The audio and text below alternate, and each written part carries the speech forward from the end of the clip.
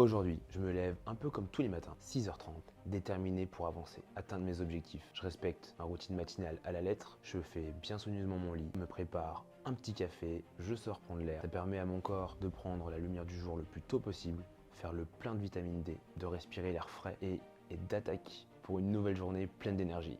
Ah non, pas cette fois en fait.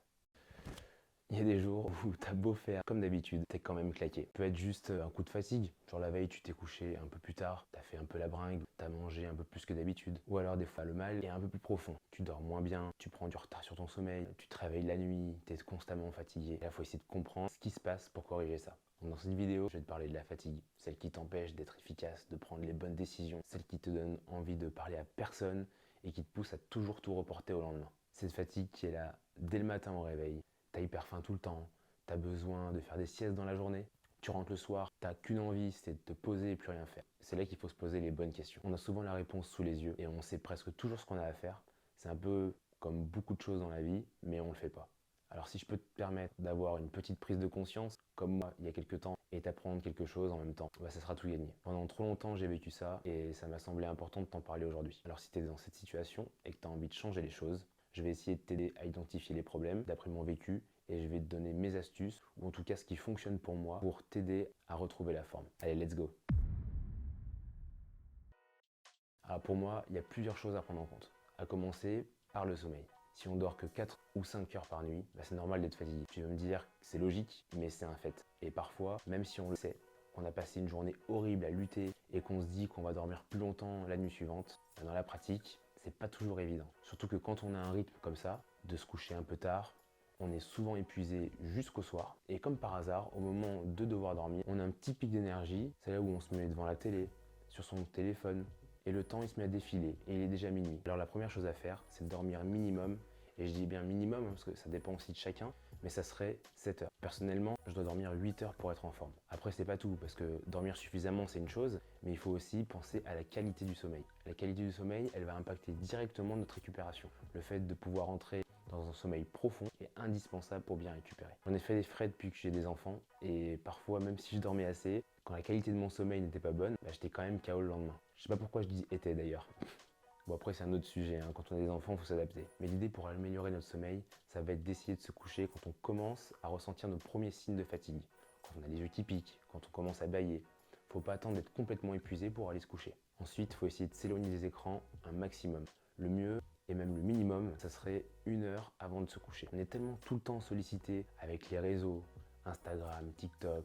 En plus c'est tellement addictif qu'on y est dessus, parfois même jusqu'à qu'on s'endort le téléphone en main. En plus de ça, les écrans, ils amènent cette fameuse lumière bleue et ça dérègle complètement notre rythme. Ils donnent à notre cerveau l'information que c'est encore le jour, alors qu'au contraire, nous on veut qu'ils nous disent de dormir. Je sais pas si ça te le fait aussi, mais j'ai remarqué qu'en restant sur mon téléphone avant de dormir, une fois que je l'ai posé, j'ai toujours des pensées plus ou moins agréables mais qui me font cogiter et ça m'empêche de dormir. Alors que au contraire, je m'endors beaucoup plus vite quand j'arrête les écrans plus tôt et le lendemain j'ai beaucoup moins cette sensation de fatigue. Par rapport à la qualité du sommeil, j'ai aussi remarqué que dormir dans une pièce sombre, sans lumière et aérée, c'était l'idéal.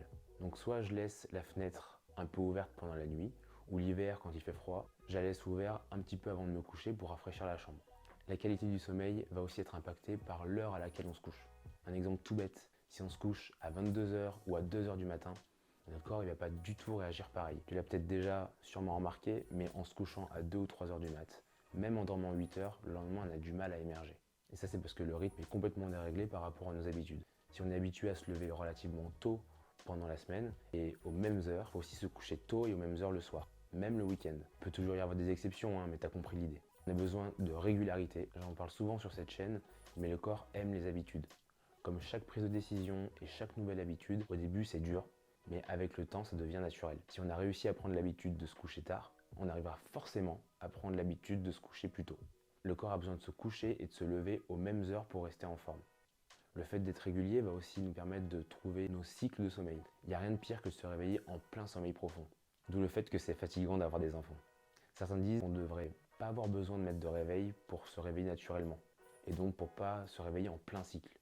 Je suis d'accord avec ça, mais entre nous, je mets quand même un réveil, ça évite de ne pas se louper quand tu dois aller bosser. Autre point important, il faut essayer de manger léger le soir et se coucher en ayant digéré son repas. Il n'y a rien de plus désagréable que de se sentir ballonné toute la nuit et de se réveiller le matin en ayant encore la sensation d'avoir le ventre plein. Il faut essayer d'éviter de trop manger et aussi de manger trop sucré pour pas agiter le système nerveux. Petite astuce, le soir je mange d'abord une petite assiette, même si j'ai la dalle, je mange tranquillement et j'attends quelques minutes. Parce que des fois, j'ai l'impression d'avoir hyper faim, que je pourrais manger tout le plat, surtout que j'aime beaucoup manger, mais je me rends souvent compte qu'en fait, j'avais pas si faim que ça. C'est juste le temps que mon cerveau, il s'aperçoit qu'il a assez mangé. Ça me permet de pas trop me remplir le ventre avant d'aller dormir, et du coup, ça améliore mon sommeil. Essaye, tu m'en diras des nouvelles. Du coup, justement, par rapport à l'alimentation, déjà quand on est claqué, on a très souvent faim, voire tout le temps, je parle pour moi. Mais sûrement c'est son cas aussi. Surtout qu'en général, c'est pas pour manger des petits plats cuisinés, mais ça part plus en grosse assiette de pâtes avec du gruyère, des gâteaux, du chocolat, de la malbouffe en gros. Et ça va encore plus nous fatiguer. Du coup, on rentre un peu dans un cercle vicieux. Donc il faut essayer déjà de se contrôler, en s'occupant un peu, en faisant des choses qui ne nous coûtent pas trop d'énergie, en buvant beaucoup d'eau, ça permet de couper la faim. Et aussi essayer de réduire ou stopper tous les aliments qui vont encore plus nous fatiguer. Quand je dis ça, je pense aux glucides, surtout les aliments riches en sucre, qui vont nous faire monter l'insuline, donc nous donner beaucoup d'énergie d'un coup. Et si on ne fait pas d'activité derrière, et bah c'est le crash. Donc il faut soit réduire la quantité de glucides, soit il faut faire une grosse séance de sport derrière pour pas avoir ce gros coup de pompe. Sauf qu'en général, quand on est fatigué, le sport, on le zappe. Ensuite, il y a aussi les aliments difficiles à digérer. Bon déjà, plus on mange, plus le corps a besoin d'énergie pour digérer ce qu'on vient de manger, forcément. Mais il y a aussi des aliments que le corps va mettre plus de temps à assimiler, comme les protéines par exemple. C'est pour ça qu'il vaut mieux manger des protéines plutôt le soir et d'éviter des gros repas bien copieux la journée pour éviter le gros coup de barre à 14h. Autre point que je trouve hyper important par rapport à l'alimentation, j'en ai parlé un petit peu avant, c'est de boire beaucoup d'eau. Si on n'est pas habitué, il faut s'acheter une petite gourde, il faut faire quelque chose pour vraiment se forcer à boire de l'eau. On néglige souvent, mais c'est hyper important. Et pour finir, c'est pas le point le moins important, c'est le facteur stress. Oui, c'est vrai, on a besoin de rester en mouvement, de bouger, de faire des activités. Et il faut le faire, parce que plus on fait d'activités, plus on est actif, plus on a cette envie de bouger et de faire des choses, et on ressent moins la fatigue. Mais parfois, il faut aussi savoir se calmer. Du matin au soir, on est stimulé, on est stressé par notre environnement, le boulot, les enfants, les tâches importantes, le transport, nos projets. Du coup, l'idée, selon moi, ça va être de se dire « Ok, j'ai besoin de souffler un peu, de m'évader de tout ça. » Ça rejoint le téléphone, les réseaux sociaux, les infos, la télé. On est tellement pris dans un rythme de vouloir se développer, réussir, évoluer constamment, de vouloir envoyer une bonne image de nous aux autres qu'on n'arrête jamais. On le voit quand on est sportif, hein, on veut le meilleur physique, on veut être bien dans sa peau, avoir confiance en soi, on veut renvoyer une belle image de soi. On se dit que si on arrête, on va régresser et perdre tous nos résultats. Mais voilà, parfois, il faut arriver à se couper un peu de tout ça sans culpabiliser. Accepter qu'on est fatigué, ça va aussi permettre de dire stop. On recharge les batteries, on s'occupe un peu autrement, on fait des choses moins coûteuses en énergie et on prend un peu de temps pour soi. On prend du repos, on souffle et après c'est reparti encore plus fort derrière. Pour résumer, si tu arrives à te coucher plus tôt, à des heures régulières, avant 23h, je vois vraiment la différence quand je me couche après. Je suis vraiment KO. Si tu arrives à manger moins copieusement le soir, manger moins de sucre, si tu arrives à prendre moins de stimulants dans la journée, si tu stoppes les écrans avant de dormir et si tu arrives à te réveiller aux mêmes heures le matin, bah c'est des petites choses qui vont tout changer. En tout cas, elles ont tout changé pour moi. J'espère que cette vidéo t'aura plu et surtout qu'elle te servira. Je te souhaite le meilleur et je te souhaite d'être en pleine forme. Allez, ciao ciao.